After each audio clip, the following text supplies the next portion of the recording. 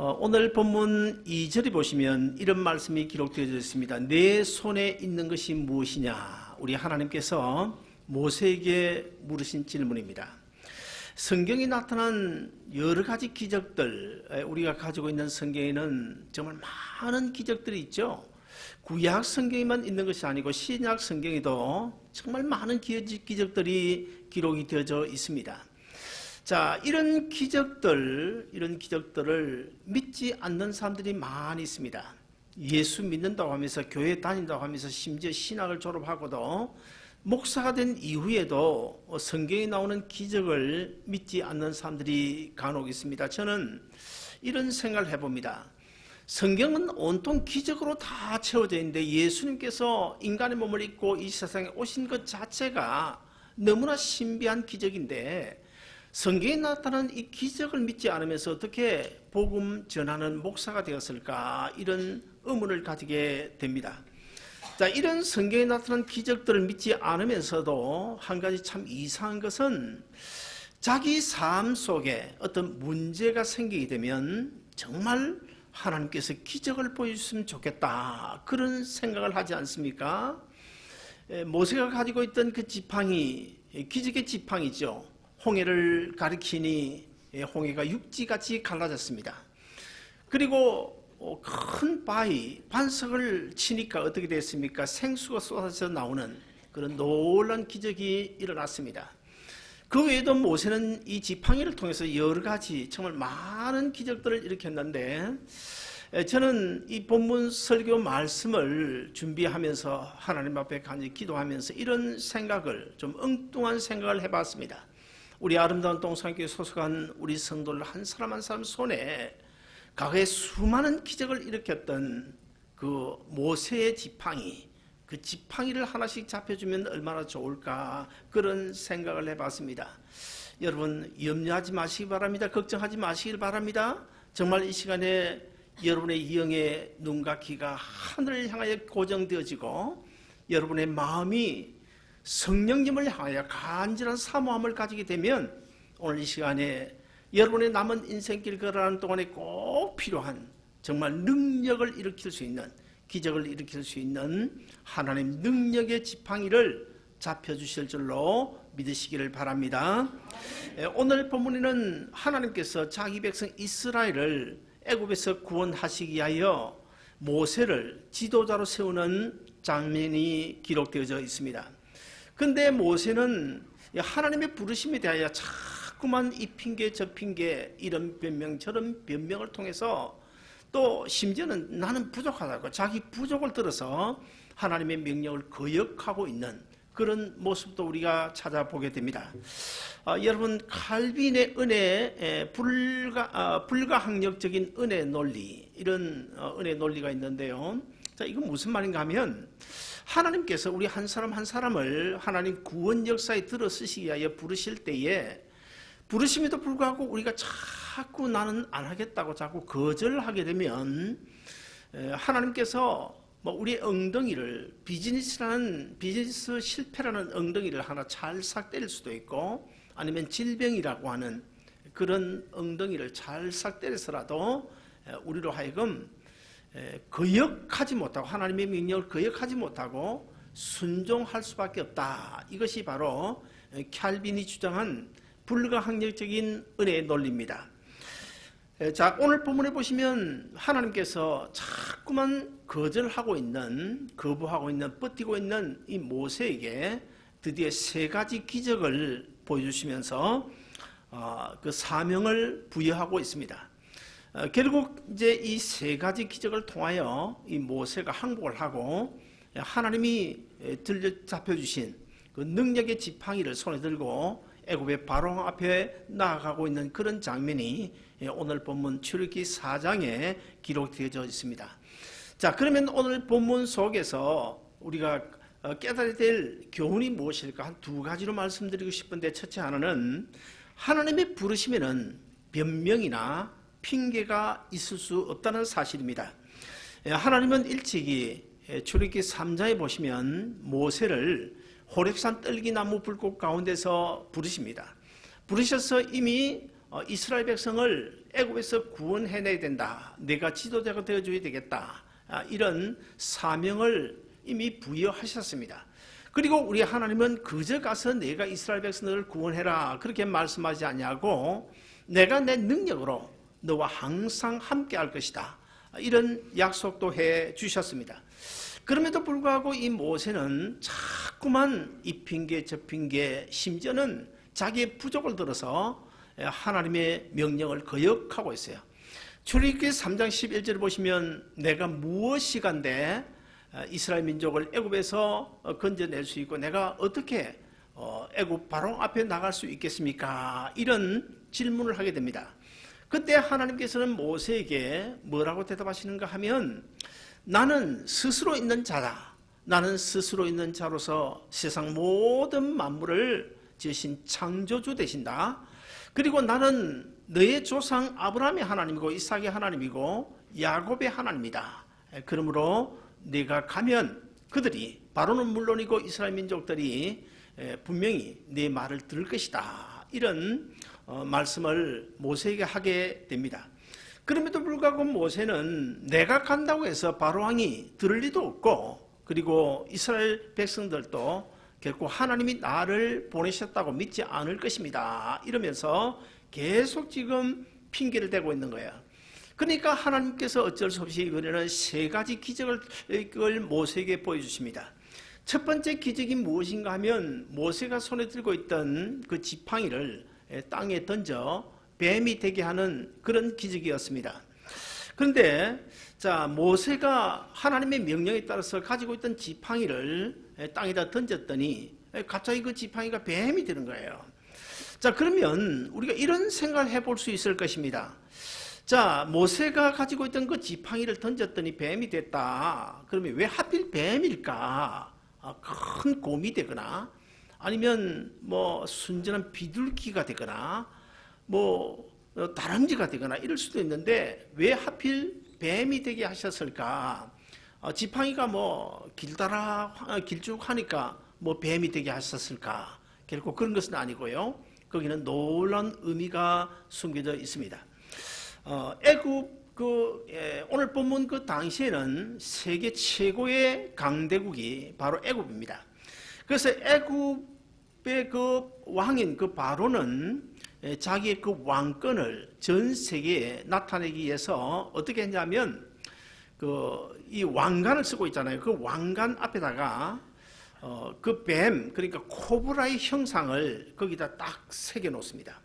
심지어는 죽은 그 코브라 뱀을 박제로 해가지고 그 왕관에다가 딱 붙여가지고 그렇게 왕자에 앉아있는, 이것은 무엇을 의미하는가 하면 왕권을 나타내는 것입니다. 그리고 코브라 하면 우리가 잘 알다시피 코브라에 물리게 되면 즉사하지 않습니까? 그러므로 애굽의 바로왕이 이 코브라 뱀을 박쥐로 만들어가지고 왕관에 이렇게 쓰고 있다. 이것은 그 어떤 누구든 간에 나에게 도전하면 죽는다. 코브라에 물리듯이 죽는다. 그런 의미를 가지고 있습니다. 그래서 이제 모세가 이 지팡이를 던졌더니 갑자기 뱀이 되니까 모세가 얼마나 놀랐겠습니까? 우리 한진혁 권사님이 한 4주 전에 아들이 살고 있는 그 시애틀에 갔다가 아들이 참 잘 살아요. 저는 안 가봤지만 아주 잘 사는데 좋은 집, 아주 으리으리한 좋은 집이 저 산 중턱에 있는 거예요. 그런데 이제 권사님 어디 나갔다가 그 딸들하고 이제 집 앞에 차를 내려가지고 계단이 한 몇 개 있는데 그 계단을 걸어 올라오는데 양쪽에 전부 좋은 집이니까 막 숲이, 더구나 시애틀 같은 데는 그렇지 않습니까? 숲인데 갑자기 뱀 한 마리가 탁 튀어나오는 거예요. 권사님 앞으로. 그러니까 권사님이 얼마나 놀랐겠어요? 그래서 권사님이 순간적으로 기절을 해가지고 뒤로 뻥 넘어졌는데 하필 뒤에 돌멩이들이 있었는 거예요. 돌멩이. 그래서 이야기 들어보니까 돌멩이에 부딪히는 소리가 났답니다. 주위에서 다 들을 정도로. 그렇게 뻥 넘어져서 기절을 하고 병원에 실려갔는데 참 감사한 것은 안에는 아무 이상이 없대요. 그런데 바깥에만 이제 피가 줄줄 흘러서 한 몇 바늘 끼매고 그리고 이제 치료를 받고 태어나고 거기서 한 2석 정도 있다가 지난 주간에 제가 공항에서 픽업을 해가지고 무사히 도착했고 오늘 예배에 참석했습니다. 얼마나 놀랐겠어요? 그럼 모세도 갑자기 뱀이 되니까 놀랄 수밖에 더 있습니까? 자, 그런데 이번에는 하나님께서 기어다니고 있는 그 뱀의 꼬리를 잡으라는 것입니다. 자, 여러분, 제가 좀 어릴 때 좀 벨났다는 이야기는 아마 여러분 드린 것 같은데 여러모로 제가 좀 벨났습니다. 그래서 옛날에는 참 뱀이 많았잖아요. 뭐 집 부근에도 길거리도 뱀이고, 뭐 논이나 밭에 나가면 뭐 뱀이 그냥 우글우글, 여기도 뱀 저기도 뱀, 뭐 얼마나 뱀이 많은지 몰라요. 그래서 이 뱀을 제가 얼마나 많이 잡았는지 몰라요. 아마 수백 마리도 더 될 겁니다. 참 많이 잡았습니다. 그리고 또 주일학교 가면 제가 참 선생님 말씀을 잘 듣고 순진하기도 하잖아요. 그래서 주일학교 선생님이 뱀은 마귀다, 때려 잡아야 된다. 그래서 제가 그 하나님의 말씀에 순종해가지고 뱀을, 이 사탄 마귀를 때려잡기 위해서 심지어는 이렇게 뱀 잡는 연장을, 막대기를 만들었어요. 이 뱀을 잡을 때는 여러분 꼬리를 잡으면 절대 안 됩니다. 꼬리를 잡으면 그것은 바로 제발 나를 좀 물어주소 하는 그런 뜻입니다. 꼬리를 잡으면요 백발백중 물립니다. 근데 오늘 본문에 보면 하나님께서 뱀의 꼬리를 잡으라고 하시는 거예요. 제가 옛날에 이 짝대기를 만드는데 뱀은 언제나 머리 뒷목을 눌려 잡아야 됩니다. 그래서 이렇게 생긴 데다가 짝대기, 이걸 제가 할아버지 연장을 가져다가 아마 막대기를 제가 몇 개는 만들었을 거예요. 그래서 막대기를 심지어는 옛날에 이제 국민학교 다닐 때 그때는 가방이 없지 않습니까? 그때 어떻게 다녔나요? 보자기에다 책 몇 권 싸가지고 뒤로 이렇게 둘러가지고 어깨 등에다 메고 다니지 않습니까? 거기다가 이 막대기를 딱 꽂고 이제 토요일 같은 경우는 그 막대기 가지고 뱀 잡는 막대기 가지고 학교 가고 그랬어요. 얼마나 별났는지. 수백만 아마 더 잡았을 텐데요. 꼬리를 잡으면 절대로 안 됩니다. 근데 오늘 본문에서 하나님께서 이 머리를 눌려 잡으라 그렇게 말씀하지 않고 꼬리를 잡으라는 거예요. 그럼 오늘 이 본문에서 하나님께서 왜 꼬리를 잡으라고 하는 것일까요? 여긴 중요한 의미가 있는데, 꼬리를 잡으면 제가 백발백중 물린다고 그랬습니다. 이것은 무슨 이야기인가 하면 하나님께서 명령하시면, 하나님께서 말씀하시면, 심지어는 뱀에 물린다고 하더라도 순종해야 된다는 사실을 오늘 본문을 통해서 우리에게 가르쳐 주는 거예요. 그리고 오늘 본문 6절에 보시면 두 번째 기적이 나오는데요, 모세로 하여금 손을 가슴 품 안에 넣으라고 합니다. 얼마나 쉽습니까? 모세가 손을 가슴 품 안에 넣었습니다. 손을 이제 끄집어내라고 합니다. 손을 끄집어냈더니 이게 웬일입니까? 갑자기 하얗게 그냥 문둥병이 들어있는 거예요. 얼마나 놀랐겠습니까? 그래서 결국 또 다시 손을 가슴 품에 넣었다가 또 빼보니까 문둥병이 그 사이에 나아져 있는 거야. 여러분, 이것은 무엇을 의미하는 것일까요? 여기도 중요한 의미가 있는데, 이스라엘 백성들이 애굽에 몇 년 동안 있었습니까? 1년, 2년이 아닙니다. 무려 430년 동안 종살이하고 있었습니다. 그러므로 이스라엘 백성들은 사실상 애굽에 종살이를 하고 있다. 이것은 사실 살아 있어서 사람이지, 인간이지. 뭐 옛날 그 고대의 종이라고 하는 것은 뭐 죽여도 무방하고 정말 사람 사는 것이 아니죠. 그리고 또 하나님께서 이 문둥병을 보여주신 것은 또 다른 의미가 있는데, 옛날 고대 구약 성경에 보면 문둥병에 걸렸다 그러면 그 부모가 하나님 앞에 큰 죄를 지었거나 아니면 본인이 하나님 앞에 큰 죄를 지어서 하나님의 저주를 받았다, 그런 의미가 거기에 숨겨져 있습니다. 그런데 이제 옛날에 문둥병이 걸리면 어떻게 합니까? 가족을 떠나서 예루살렘 성 밖으로 쫓겨나야 했습니다.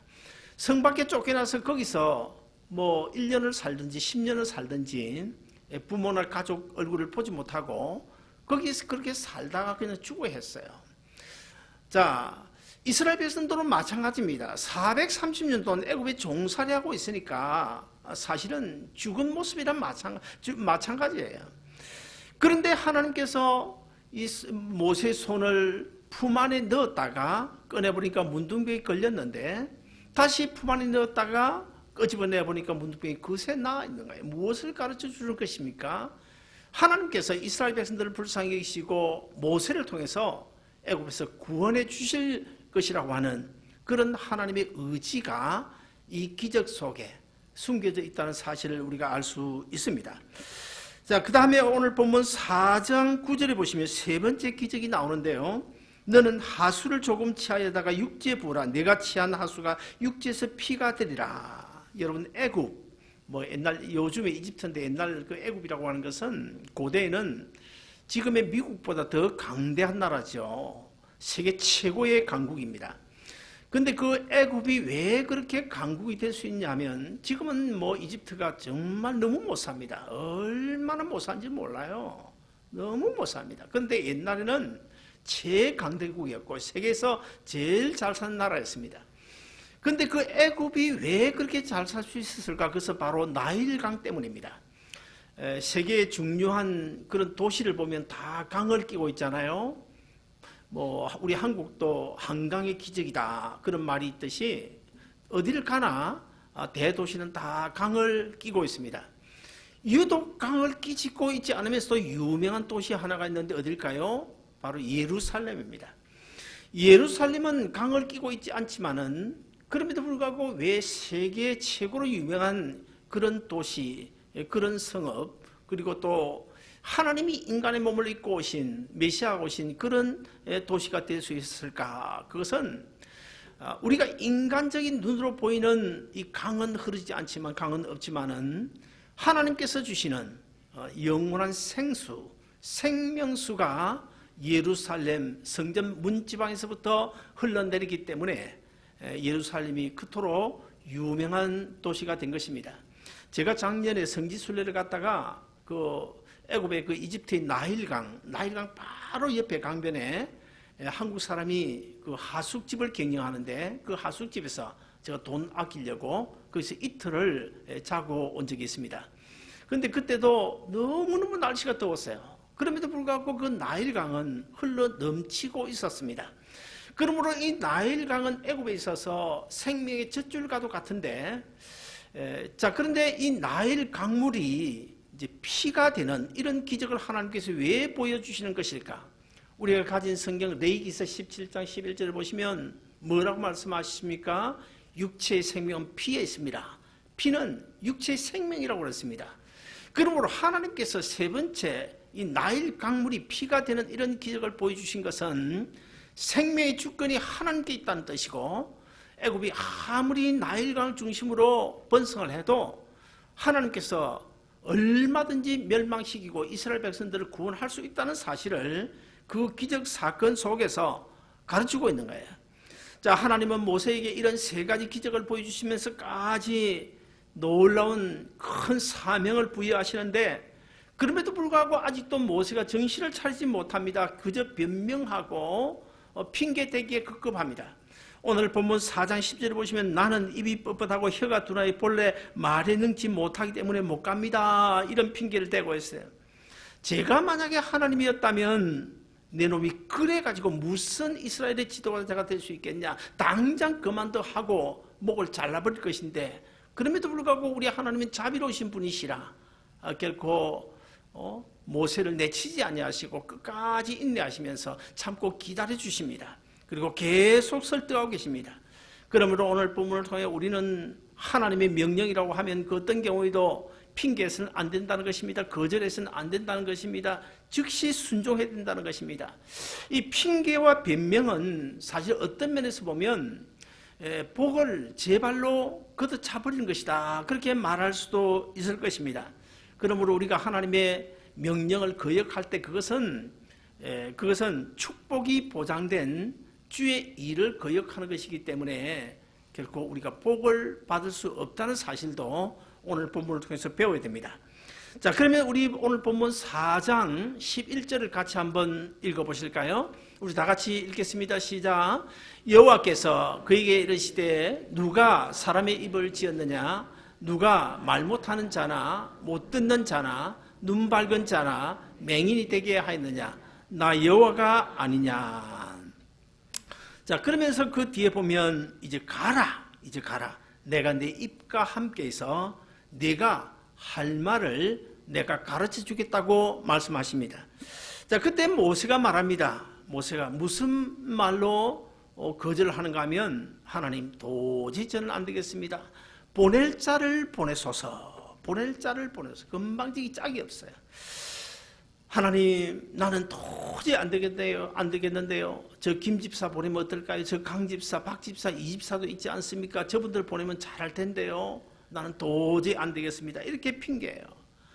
자, 이렇게 하나님의 말씀을 거역하는 것, 이것은 성경에 보면 하나님을 노엽게 하는 것이라고 말씀하고 있어요.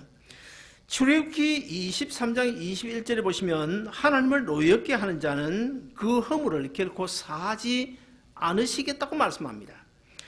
사랑하는 여러분, 우리 하나님은 정말 자비로우신 분이시죠. 제 같으면 너는 당장 모가지다. 대타는 얼마든지 있다. 그러겠는데 우리가 성경을 잘 살펴보면 모세가 이렇게 거역하고 이렇게 핑계하고 변명함에도 불구하고 하나님께서 모세의 모가지를 당장 잘라버리지 아니하시고, 근데 성경을 자세히 읽어보면 모세의 모가지를 반만 잘라요. 반만. 완전히 다 자르지 않고 반만 잘라버리고 어떻게 합니까? 모세의 형인 아론을 불러 모세와 함께 사역을 하게 하십니다. 그러므로 어떤 면에서 보면 이 모세가 거역하지 않냐고, 거절하지 않냐고, 핑계하지 않냐고 하나님의 명령대로 처음부터 순종했더라면 이스라엘의 위대한 지도자라고 하는 그런 아주 위치를 독차지할 수 있었을 것인데도 불구하고 결국에는 핑계하고 거절하다가 아론과 공동 이스라엘의 지도자가 되었다는 사실입니다.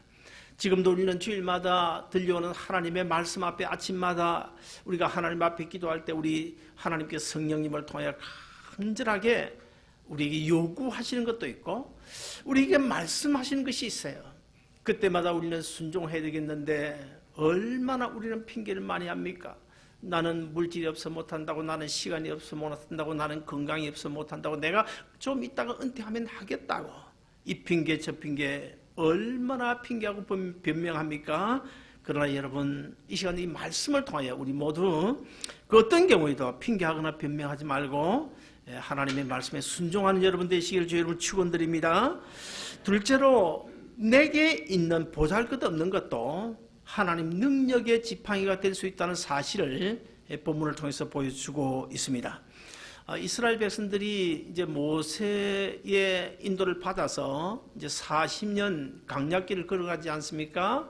근데 그 40년 강약길을 걸어가는 동안에 이 모세 지팡이에다가 우리가 한번 주의를 기울이다 보면 모세 지팡이는 소위 좀 속된 말로 우닥방망이 같은 그런 역할을 했습니다.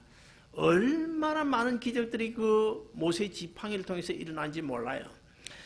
오늘 본문 4장 2절을 보시면 하나님께서 모세에게 물으십니다. 내 손에 있는 것이 무엇이냐? 그때 모세가 뭐라고 대답합니까? 내 손에 있는 것은 지팡이입니다. 여러분, 모세 손에 잡혀있던 이 지팡이는 어떤 왕이, 옛날 고대의 왕이 가지고 있던 왕권을 상징하는 그 홀도 아닙니다.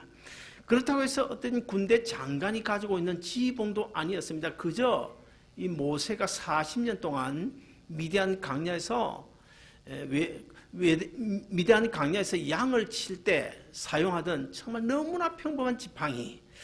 사실 그 지팡이를 우리가 한번 생각해 보면 그 지팡이는 양털도 묻어 있었을 것이고 그 지팡이는 양을 삼키고자 덤벼들던 그런 짐승을 후려치던 그 지팡이, 그러므로 아마 그 사나운 짐승의 피도 그 지팡이에 묻어 있었을 것입니다.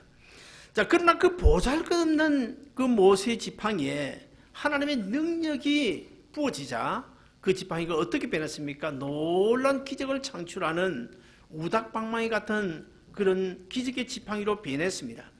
사랑하는 여러분, 그 지팡이에 하나님이 함께 하실 때 하나님의 약속이 있고 그 지팡이에 생명이 있고 그 지팡이에 구원이 있고 그 지팡이에 인간의 생사하복이 결정되어질 수 있는 놀라운 능력이 그 지팡이에 있고 그 지팡이를 통해서 우리 하나님은 놀라운 권능을 나타내시는데요.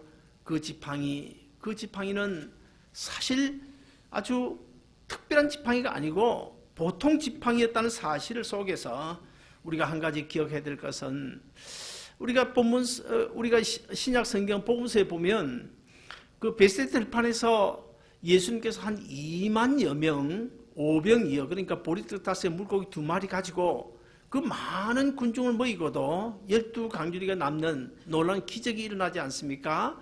그때 쓰임 받은 지팡이가 무엇일까요? 어린 아이가 가지고 있던 아주 조그마한 물고기 2마리, 보리떡 5개였습니다. 우리 사람의 눈으로 보면 저 가지고 뭘 하겠나 그렇게 생각하지만, 그것이 주님의 능력의 손에 붙잡힐 때 그 수많은 사람을 먹이고도 12강줄기가 남는 놀라운 기적이 일어났던 것입니다.